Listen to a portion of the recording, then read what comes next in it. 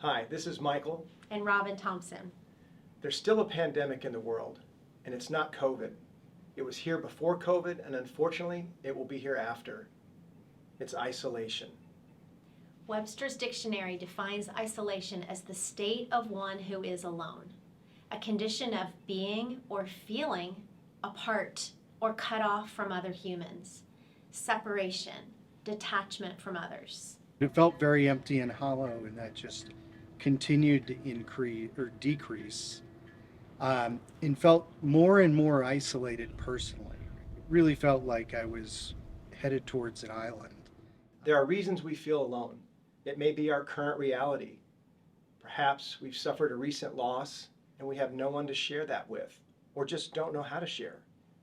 It can also be from our past. Maybe we experienced being missed as a child. Even abused or trauma in our stories can be weighty reasons that we feel alone in later seasons of life. This is such a stark contrast to that for which we were made. We were made for connection, belonging, for secure attachment, for loving relationships. We were made for intimacy with God and with each other. When we're wounded, however we are wounded, we are so often left alone, which drives the messages of the wounding even deeper. I am alone. I am the only one struggling with this. No one will come for me. No one cares. Oh, how opportunistic the enemy of our heart is, whispering the message, you are alone. So I think it started about 10 years ago. The world seemed to be expanding at the same time. I was at a point in my life where my personal life felt like it was shrinking around me. Yeah, so in my story, there was about a 7-year period where my male figures in my family had kind of stepped away from me. Never had a reason why, so it was really kind of confusing in that moment, and it was just kind of like, well, what's going on? I interacted with a lot of people, and I spent a lot of time with a lot of people, and I had people that I would call friends. But it felt very empty and hollow, and that just continued to increase or decrease, and felt more and more isolated personally. It really felt like I was headed towards an island. I developed this response of, I don't need a lot of friends, I just need you to tell me if you are or you aren't. I started to look at things differently, started to think of like, oh, it must be me, it must be something I'm doing. I kind of bought into that message for a little bit, and just kind of went down that path. Yeah, I fully believe, the enemy was definitely whispering, and I was vulnerable, so I think I bought into some of those lies. The voices I would hear was, you don't need people. What can they do for you? You'll just be let down. You'll be hurt. And you don't need them anyways. And it continued to just leave me very, very hollow. I knew the truth the whole time, but I think the enemy starts to whisper in vulnerable moments, right? So I was searching, trying to figure out what I had done, and not even contemplating in that moment of vulnerability that maybe it's not you.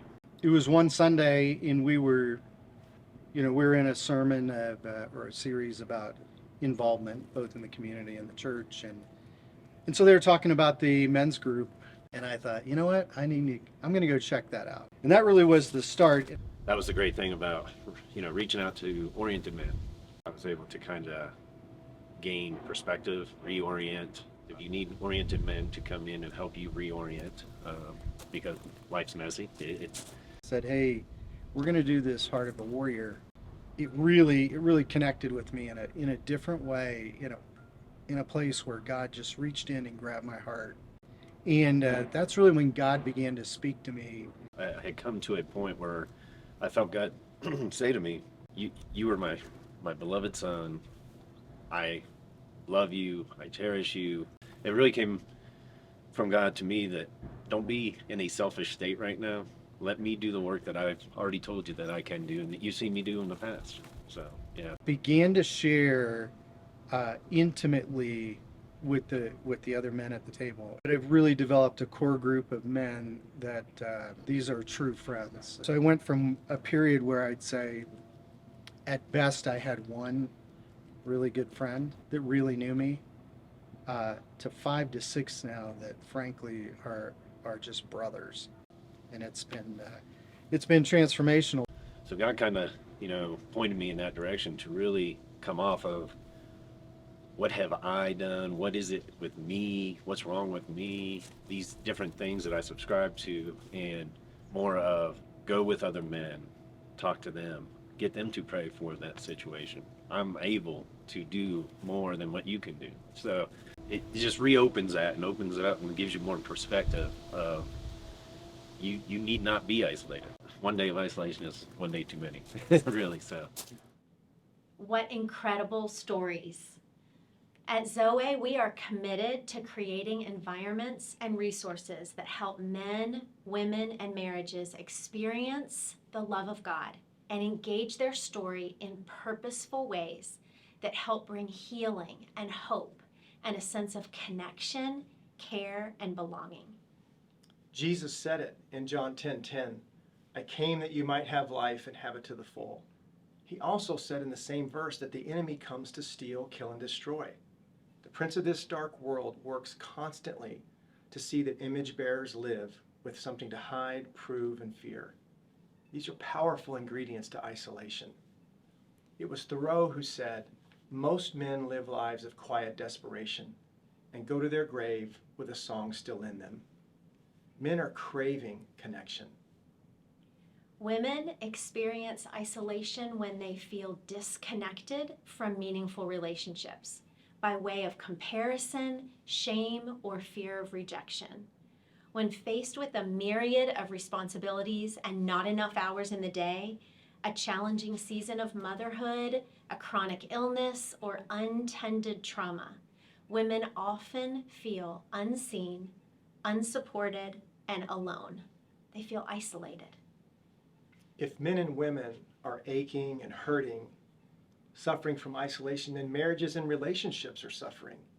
The enemy knows that if they can get one suffering from isolation, it's just a matter of time before they get the other and can end a marriage. You've probably heard the starfish story, where the boy is walking on the beach and he's just picking up a starfish and throwing it back into the ocean. And an onlooker, a man, comes along and says, son, what are you doing? And he then says, I'm rescuing these starfish. And the man looks at the beach and says, son, there's starfish everywhere. Do you really think you're making a difference? And the boy says, as he picks up a starfish and tosses it back into the ocean, I made a difference to that one. You can make a difference. Come with us to help give hearts an opportunity to connect, belong, and flourish in ways that help to end isolation. Experiencing being loved is the most powerful antidote for isolation. You can partner with us and fuel this mission by becoming a monthly, annual, or end-of-year donor.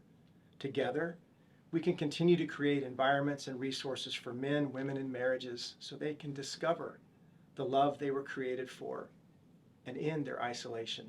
Go to www.zoweh.org/end isolation and join us and make a difference.